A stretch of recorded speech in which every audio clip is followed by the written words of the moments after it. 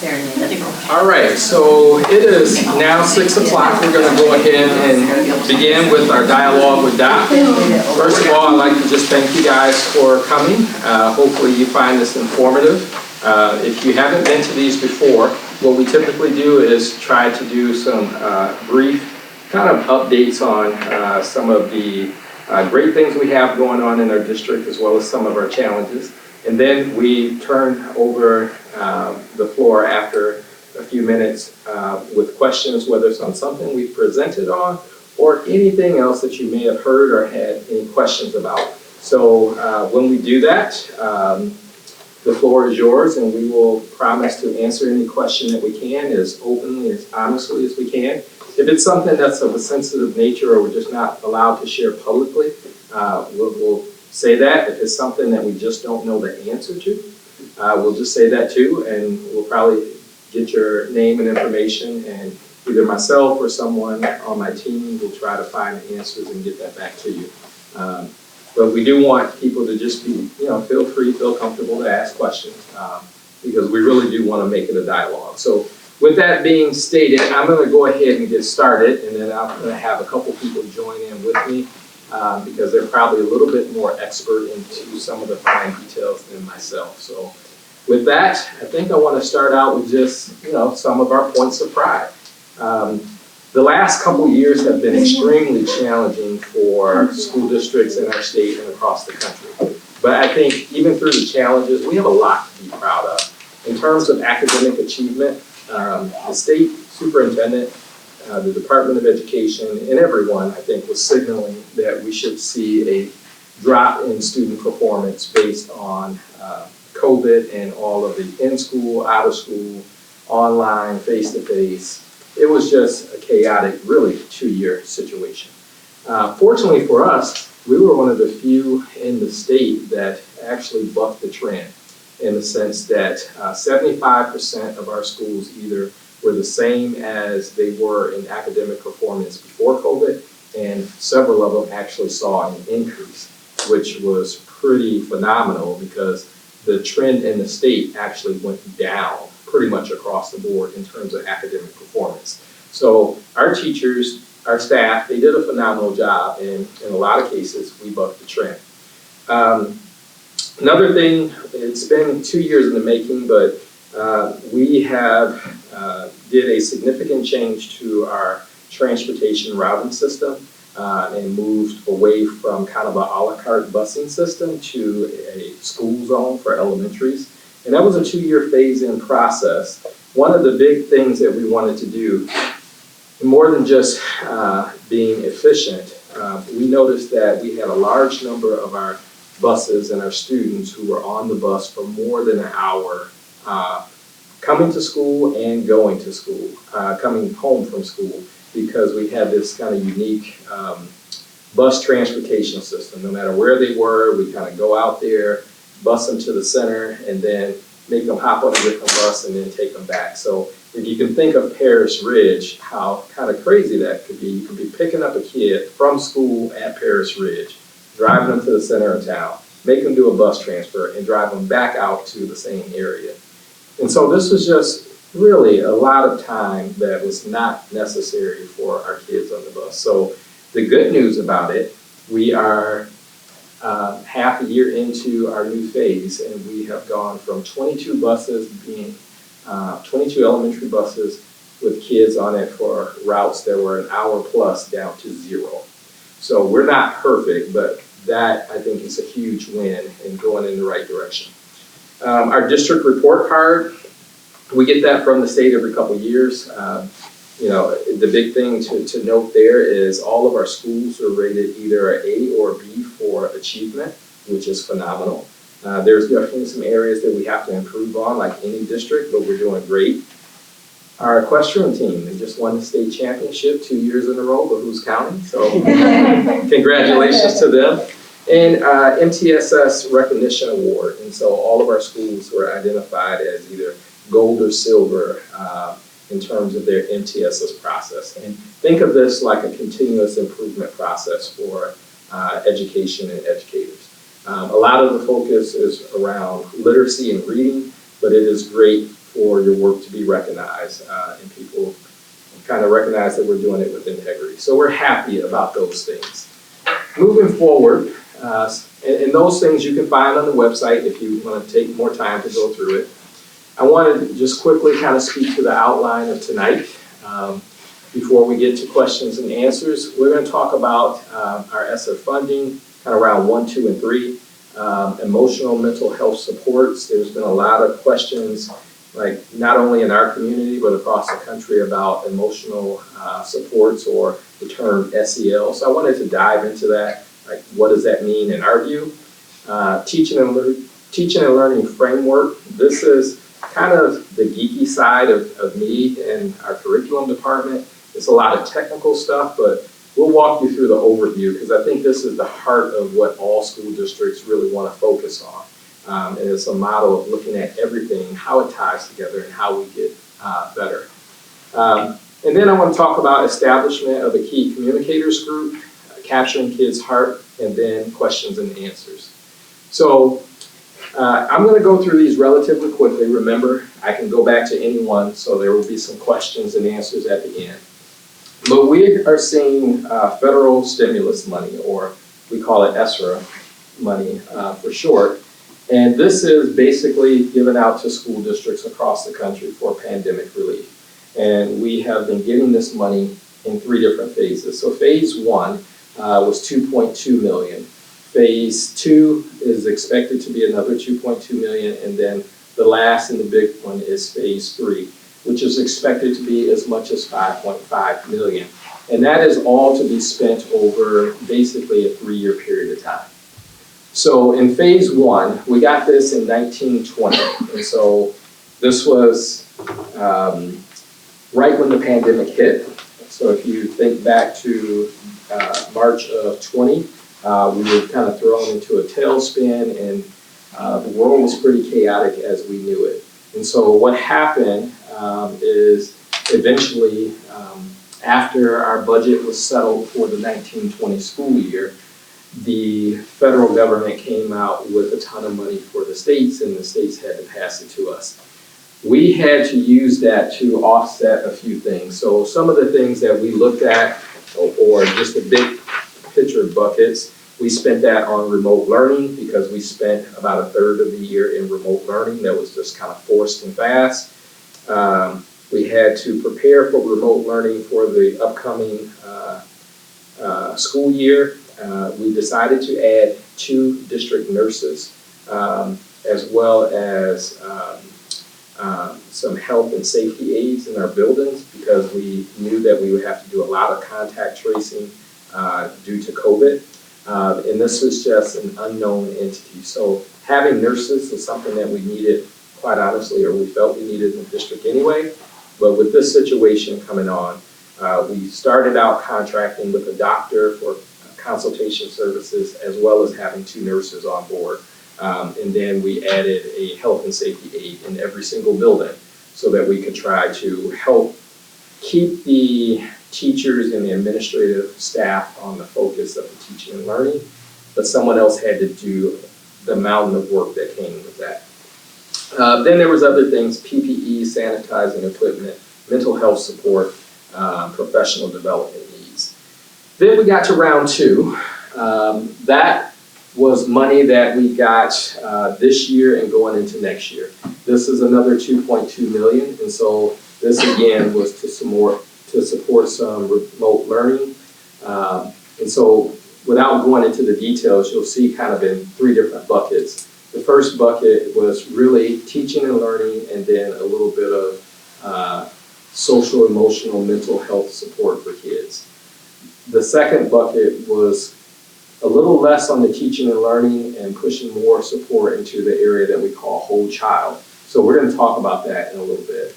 And then also some things for fiscal sustainability is how we have it listed in our strategic plan. But the simple way of saying, you were allowed to use some of that funding to deal with air quality issues for HVAC systems. And so we were already doing some things related to the bond. We had some things that we noticed, like, this is getting old and we can use some of this money, so let's use some of this to help offset the cost of upgrading our HVAC systems.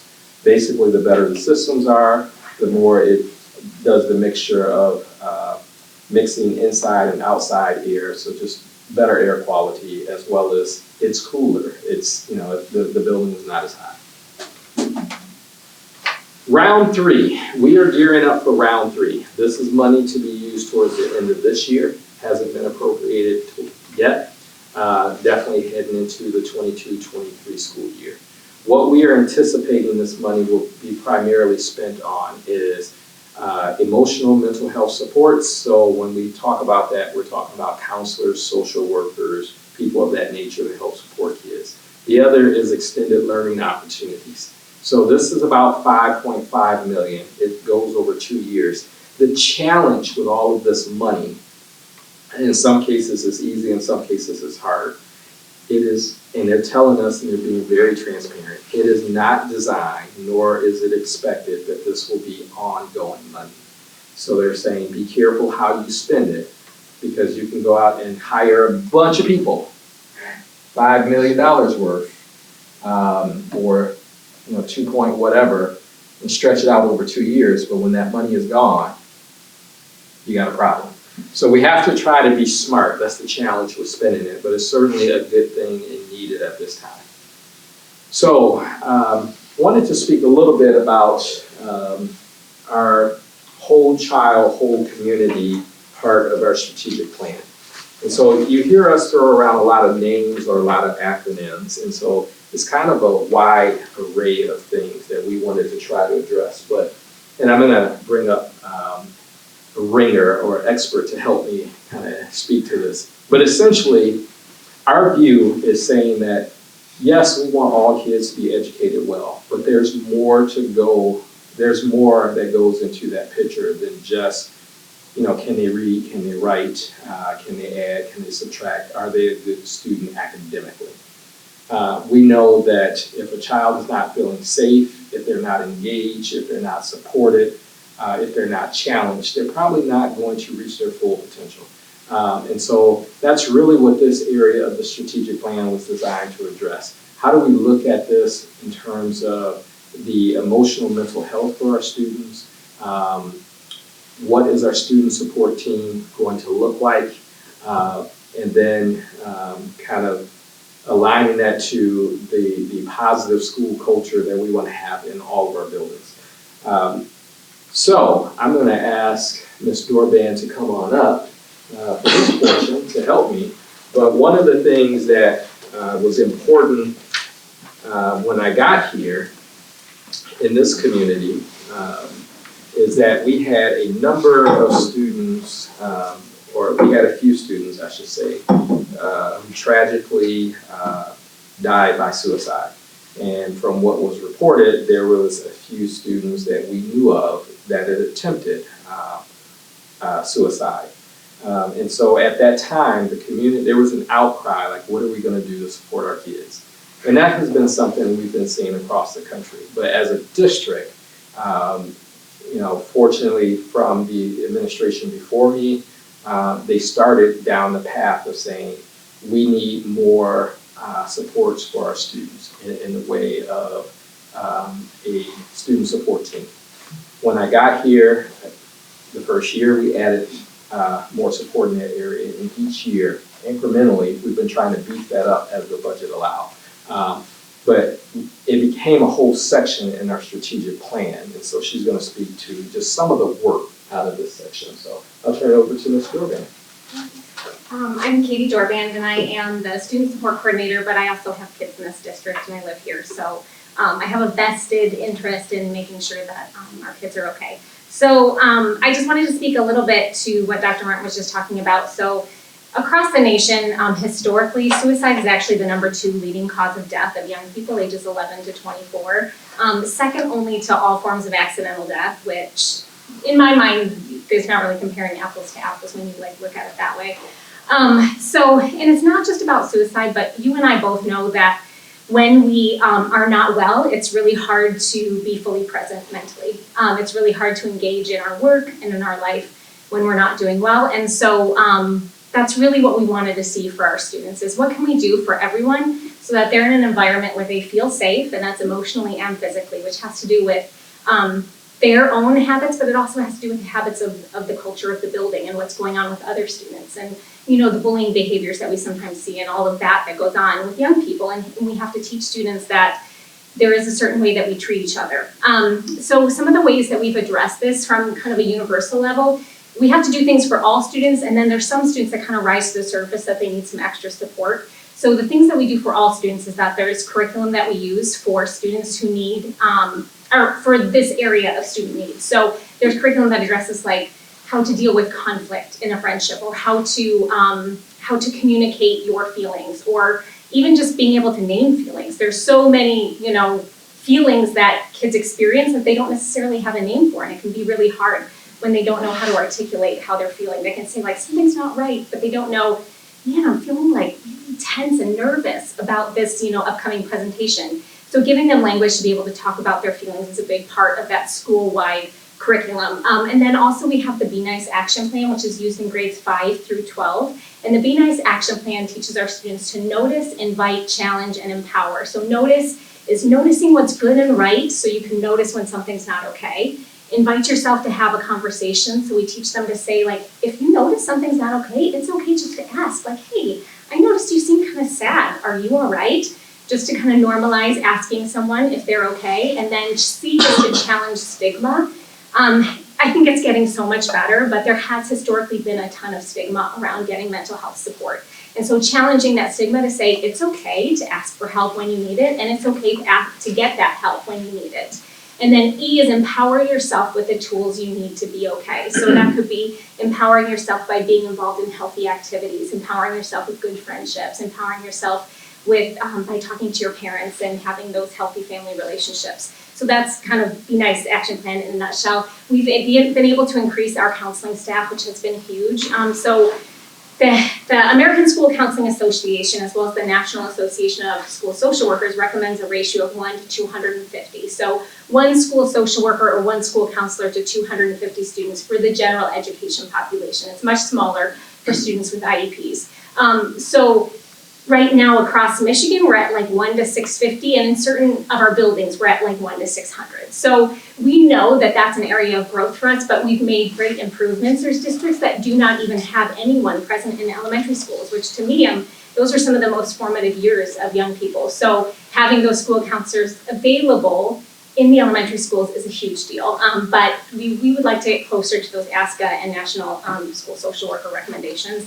And then targeted instruction would be small group instruction for students who show an indicated need. So maybe a parent reaches out and says, hey, like we have family stressors going on. We have a divorce, we have someone in the family has passed away, or maybe they just notice some behaviors at home where their kid is really anxious and they could use some extra support. And then we also have universal screeners for grades 3 through 12 that are what we call wellness checks. It's just kind of an overall check on how a student is feeling.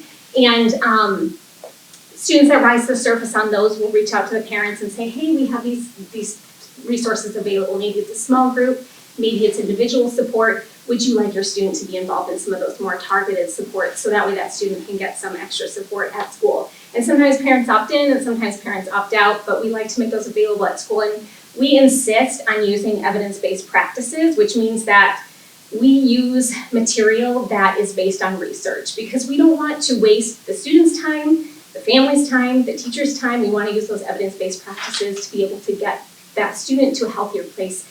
And the end goal of all of this is their academic achievement, right? Because we are in a school setting, so we want to improve their academic achievement, but we know that there's so many pieces that go into that puzzle. So anyway, that was a lot on that slide, I'm sorry. I'll try not to talk so much. I'm really passionate about this, if you can't tell. Anyway, so I just wanted I can go to the next slide because I have the thing in my hand. Right, can't. There we go. Okay, so there are a lot of questions these days about, like what is going on with curriculum. We have curriculum that's freely available to all parents in the community. Anyone who wants to be able to take a look at what we're doing on any given month can create a free account on harmonysel.org. That's for grades young 5s through 6th grade, uses that Harmony. And then Suite 360 is not used, it's not teacher driven at the middle school and high school level. They have some lessons they can complete independently, but you can also log on and create a free account and access anything that the students would be able to see. So there's nothing on there that you don't have access to. And then also the Be Nice action plan, there's a live link to Be Nice. It's a West Michigan based organization, but you can log on and see all their wonderful resources that they have available, because they don't just have things for schools, they have things for sports teams, and they have things for parents. Be Nice often offers free webinars for parents on different mental health issues and things like that as well. So we just want you to know that all of this is available to you. So if you had any question or concern, you can always reach out to me directly, or you can reach out to the student support specialist that's in your child's building. Next slide. So this really shows some trends in mental health over the past few years. So according to a recent White House fact sheet, as well as some research done by Pew Research, there's been a significant increase in emergency room visits for mental health concerns. You can see the age groupings there, but a 24% increase for ages 5 through 11 and a 30% increase for ages 12 through 17. And one of the biggest things for me is that I don't know if you can see towards the end, it's the last sentence. Only 1 in 5 students who need mental health services receive them. And among those who do obtain help, 75% receive help at school. So there's different families in different situations. And so some families are able to seek outside help and some families are not. So we want to make sure that the services that a student really needs, we do have available for them. And then furthermore, the wait time. I don't know if any of you have been in a position where you've had to get someone you love into, counseling recently, but from Forest View as well as Pine Rest, the wait times are just very long. And that's a hard place to be. When you're at the place where your child is ready to get some help and then you can't get in to see someone, it's extremely frustrating. And it's not the fault of the mental health care providers. There's just more need than there is capacity, but we know that we can do things in schools that are really good for kids and that can really help bridge that gap until they can get into clinical mental health treatment. So these are the results of some of our wellness screeners over the past 2 years. So about 30% of our students are experiencing symptoms of anxiety, depression, or internalizing difficulties. And over the past 2 years, we've seen a significant increase in the number of students requiring more intensive services. Hospitalization, suicide risk assessments outside of our purview, as well as hospitalization, and even wraparound services, which is kind of whole family system involvement in getting support. And this is just kind of reiterating the point that the average wait time at Pine Rest and Forest View, which are 2 of our major providers, is 4 to 6 weeks for a new patient appointment, which is a really long time to wait when you need some help. I had said that we have done screeners, but we also do suicide risk assessments when it's indicated. So these are only done for students who might have a reported concern, maybe from a friend, they posted something online, and then we have one of our school counselors or social workers who's been trained to do a suicide risk assessment on them. We involve the parents in this process. But you can see some of the trends in mental health. This just shows the need that our students have really faced a lot. Everyone has, right? During the pandemic, my husband lost his job and, we were facing different stressors that were new to us. And this just kind of indicates that the kids also felt a lot of what was going on. During the 21-22 school year so far, we've done 29 risk assessments this year as of 3/10, and last year we did 20 altogether. So someone once said, I think the pandemic's going to have a long tail on it, and I think we're experiencing, and then we have economic stressors that are facing families right now. So kind of pandemic continued, now we have these economic situations that are facing families. So that's just kind of a summary. And one other thing that we're really excited to bring, I don't think I get to speak to this, but coming, we hope to be able to increase our counselors and social workers, but I won't say anything definitively on it because I don't want to. Well, why don't you do the other and I'll address that. Perfect. And then we are going to bring a community facilitated discussion about Childhood 2.0. So Childhood 2.0 is a wonderful documentary that was released in 2020. Its main focus is on internet safety and mental health, but really what the larger picture is, we have a whole society really that's together but alone in a lot of ways. And so kind of addressing how can we come together as a community and what resources are available to us as a community to really support our families, our kids, and all of that. So we're going to have students there. We're having Catherine Schmidt, who owns the Yogi Zen, because really mindfulness and being aware of the present moment can be very helpful when students are dealing with anxiety. We're having a representative from BARC, which is an internet monitoring company that really provides great tools for parents. Mark Steenwick from Pine Rest, as well as Chris McKenna, who is the founder of Protect Young Eyes. So we hope you'll join us there, and then we hope to have continued conversations to resource parents and give you guys the tools that you need to support your kids. Yeah, and so that meeting is coming up on March 29th, and it's kind of like part 2 of a series that we started previously. As far as increased counselors and social worker staffing, our goal moving into next school year is we basically have a model where we have like a half counselor for each building. So they split between 2 different elementary buildings. Ideally, we'd like to have 1.0 in each of the buildings because I'm seeing this in our district. I'm talking to superintendents across the county and even across the state and across the country in various meetings. And all of us are saying the same thing. You know, some kids, just with all the stressors that are going on, kind of the post-COVID effect, we're seeing that spill out with adults as well as our kids. And so we have a tremendous amount of gift money, if you will. And so for 2 years, we think that we can do that in a way that is needed right now, because that's a big need. So we don't know today exactly what it will look like, but we are behind the scenes working so that we can step up and provide more support in our buildings in those particular areas as it relates to counseling and as it relates to social workers, because the role of the 2 is quite different. A lot of times people just think a counselor do it all or a social worker do it all. It's a very distinctly different role with a different need. They need to work together, but we're trying to staff up a little bit better than what we did previously. Looking at the time, I better pick up my pace a little bit, so I apologize. There are some focus areas that we're going to be looking at, and a lot of this is born on work that the curriculum department did, going out to the different buildings.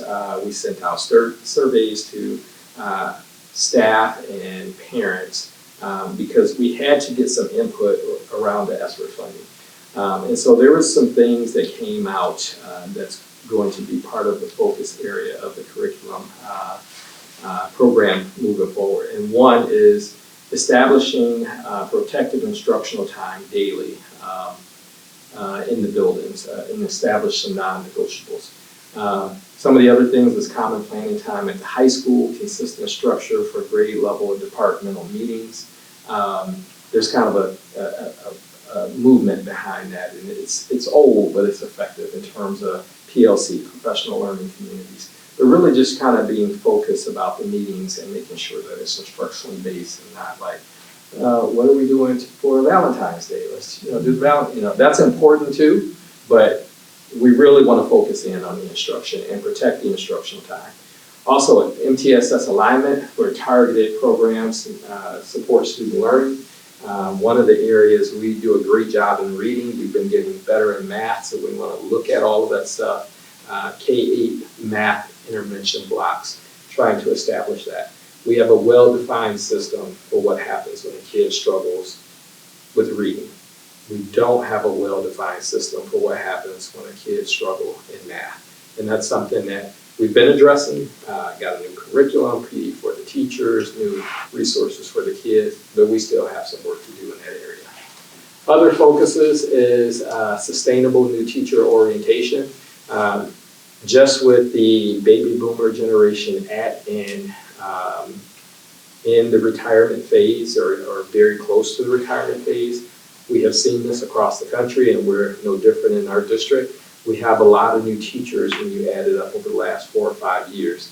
What we have not done very well, and a lot of districts don't, sadly, is put a real good new teacher orientation that's sustainable and more than like your initial meeting. The goal is, it's a big job for people to learn. We want them to feel good and supported and coached through the process. Because if you don't, I think nationally the statistic says a lot of new teachers wash out within 5 years. The profession is that tough and they find something else to do.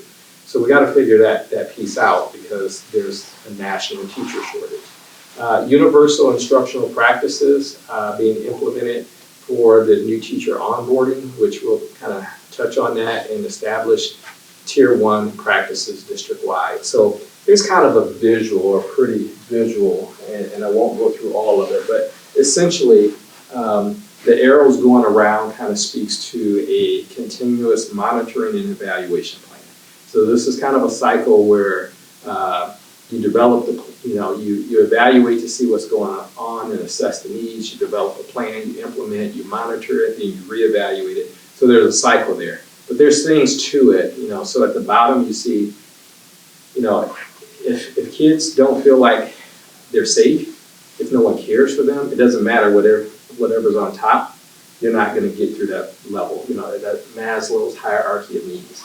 But then we want to look at our Tier 1 supports in terms of our curriculum, like what is our curriculum maps all the way through the system. We want to look at Tier 2 supports, what happens when kids are not getting it at the basic classroom level, what's next, all the way up to our Tier 3 small group or one-on-one situations.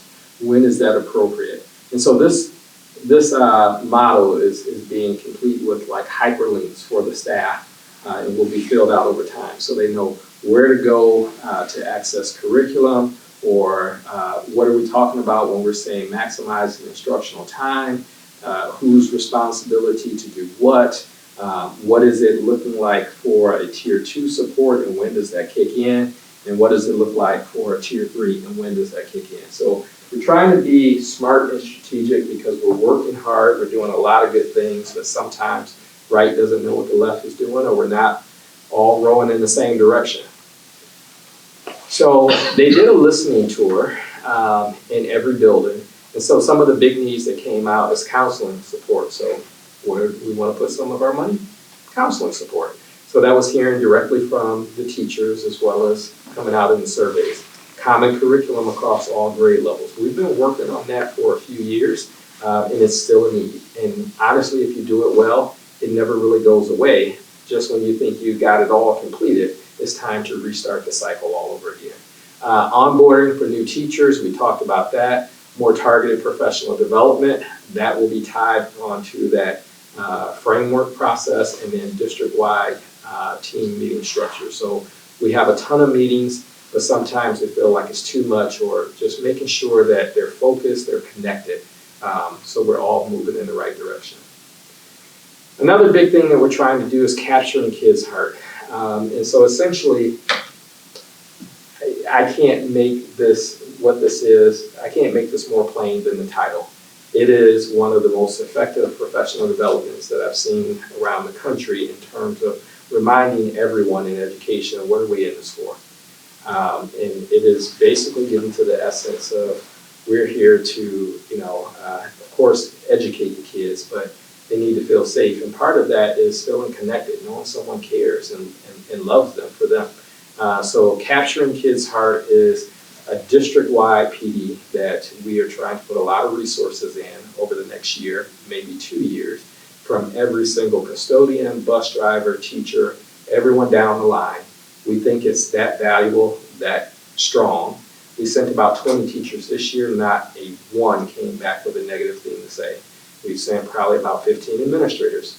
And some of our administrators who went kicking and screaming and didn't want to go. Walked away and was like, oh my God, I needed this. Like this was, chicken soup for the soul type of stuff. Like it reminds us, like, what are we here for? What's the important thing?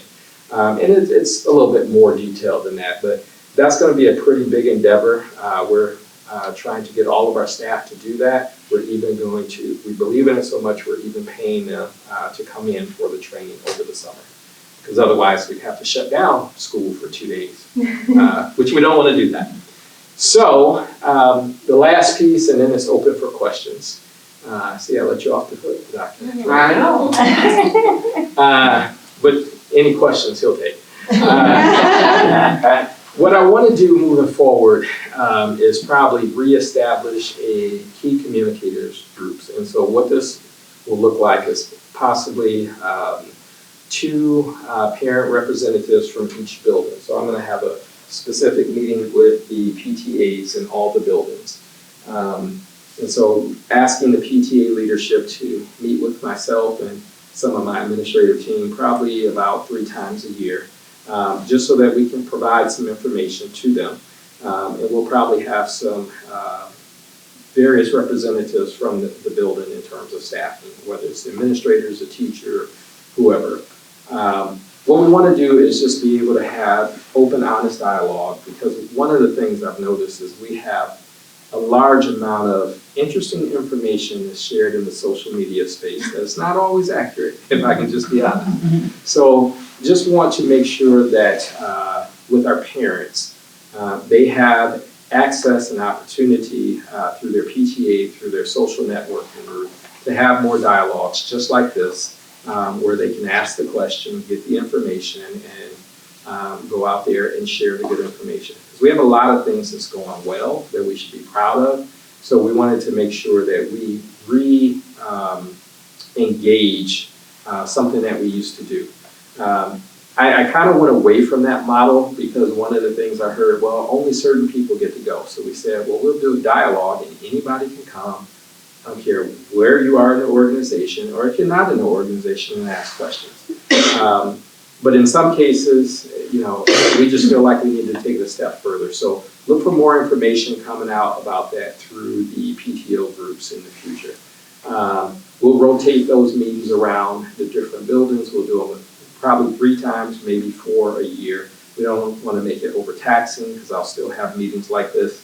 But sometimes there are things that parents want to know that might be more specific to a program or a building or other things. That's not in the social media world, but it's very important for our families to know and understand. So, with that, this is time for FAQ. I'm about 7 minutes over my projected target. I apologize. But we can go back and revisit anything you saw on the slide, or you can ask questions that's not related to any of this stuff. So I'll turn the floor over for questions and response. And in 10 seconds, if I get no questions, lights out. Yes, sir. Who brings the donuts to these?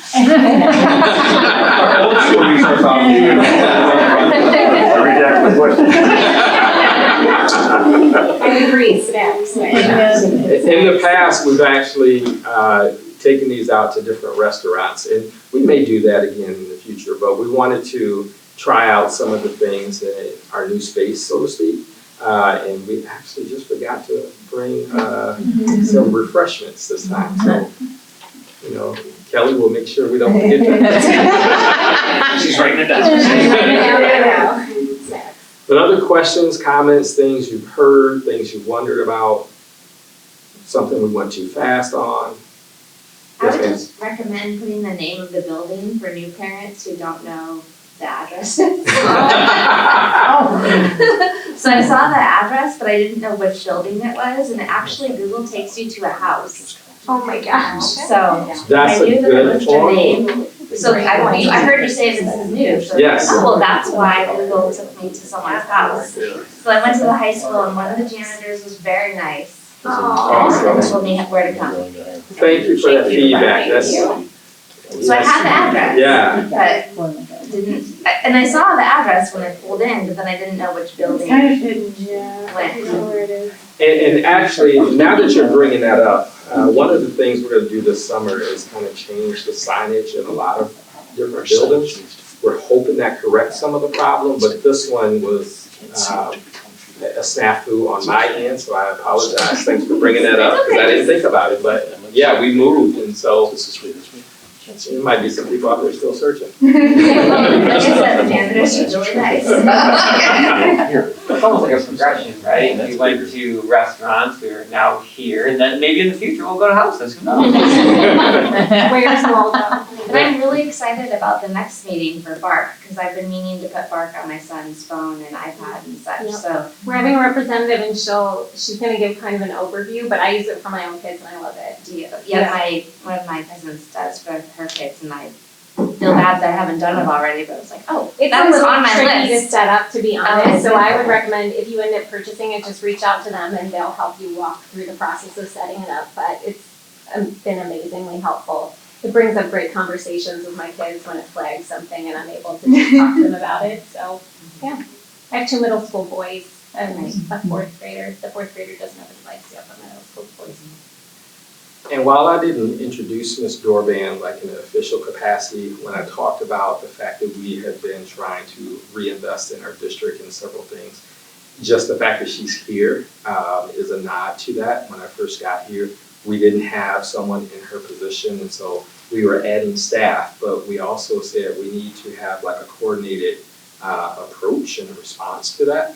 And so we added her position, which kind of helped coordinate the response for our district. So whether, sometimes when you have a tragic event, and how do we support a single school, the teachers, the students, or if we have ongoing issues of bullying, what curriculum what might be most appropriate, what type of supports we need in place, as well as adding the counselors and the social workers. We have a contract with, Wendy, which group are we contracted with? Alliance, to also provide some additional support to our kids. So almost every year we have done something. But we're also trying to be as conscious as possible to do it in a sustainable way, because like there's a need, but we can't put something there and then have to rip it away, or that's not our goal, because the funding was not there to support it. So we're trying to be smart about our current and our future dollars as we go forward. Other questions though? Actually, she made me think of it. How was the best way to watch that 2.0? It's available a couple different places. So they have it on their web. It's free, so it's open source to anybody. They have it on their website, which is linked on the event, but it's also available on YouTube. So whichever is easier for you to watch. There's no charge for, you don't have to create a login or anything. You can just watch it at any time. And you're gonna see more information pushed out as we get closer, because we want people to watch it prior to. So we'll be pushing more information out and reminders as we get closer to that March 29th date. Definitely a week out so people can plan to squeeze it into their binge watching movie weekend. Other questions? All right. When are we gonna actually see some movement on the Yes, great question. community center? So we are hoping and expecting to see some movement on the community center late May to early June in terms of dust flying, digging holes in the ground, the whole nine. We have gotten the contract squared away on both sides. I just talked to the YMCA regional president just last week. So our attorneys have volleyed this thing back and forth about 15 times to make sure they got their cut of the money.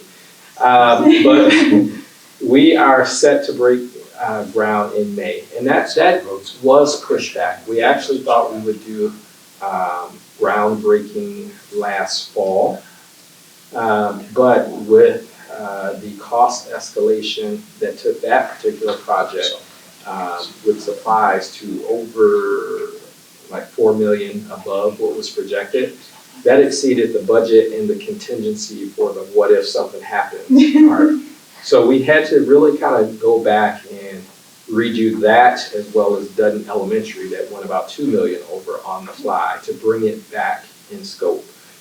We were able to keep pretty much the core of everything intact. So when you look at this building, you can't really tell, but because of the outside structure, but it was gonna be a lot more steel. Now it's gonna be a lot more concrete. So trying to figure out just different ways where we can trim that cost back because of things beyond our control, but keep the square footage of the building, because this is probably as small as we want to see it for the use that we have. And we designed it in a way to possibly be expanded should we find a need in the future. But we're expecting them to start May to June. We're expecting it to be completed by the summer of 2024.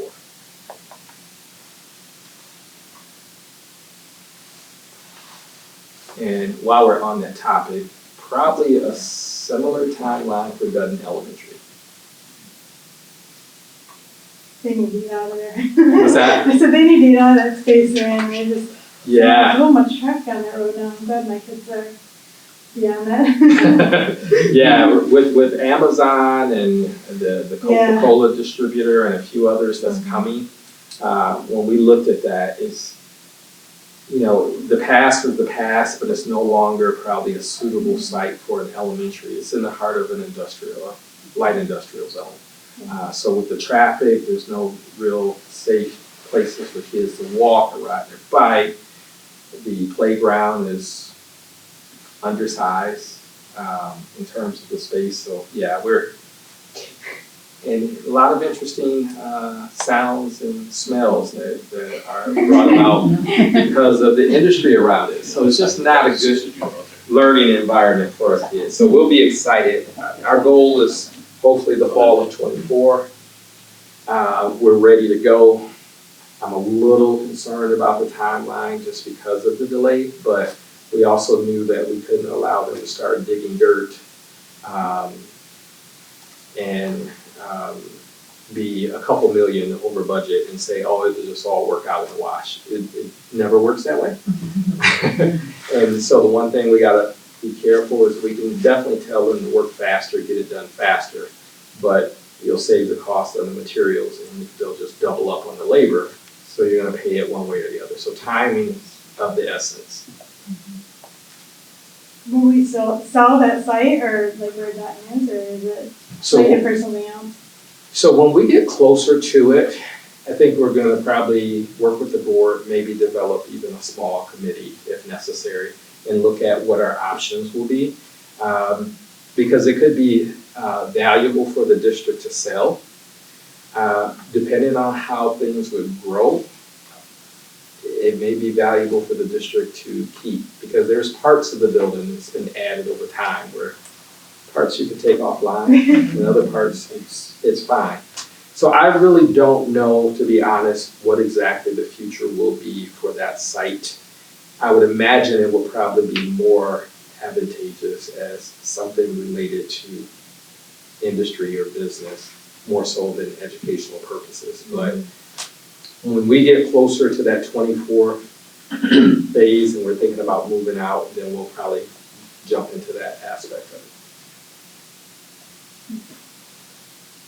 Oh, so yeah, your guess is as good as mine right now. Other questions, bond related or anything else? Okay. Well, I don't want to hold you to, a full hour if I don't have to. Sometimes I do know that sometimes people just have a personal question and don't want to ask in front of a group. So I generally stick around for, 10 minutes or so. So if you find yourself in that situation, please feel free to come up to me.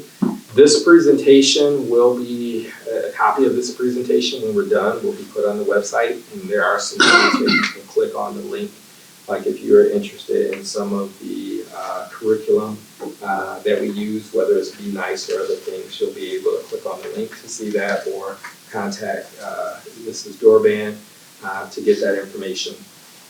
We'll probably try to put out a video as well. Sometimes we know people want to see it through that end. So with that being stated, I want to thank you guys for taking some of your time and coming and listening to me rant about different things. Hopefully you found it informational. And we do have another one of these tomorrow during lunchtime. So if you know someone who might be available and you miss it, you can tell them, hey, you got us in and out in an hour, it's doable.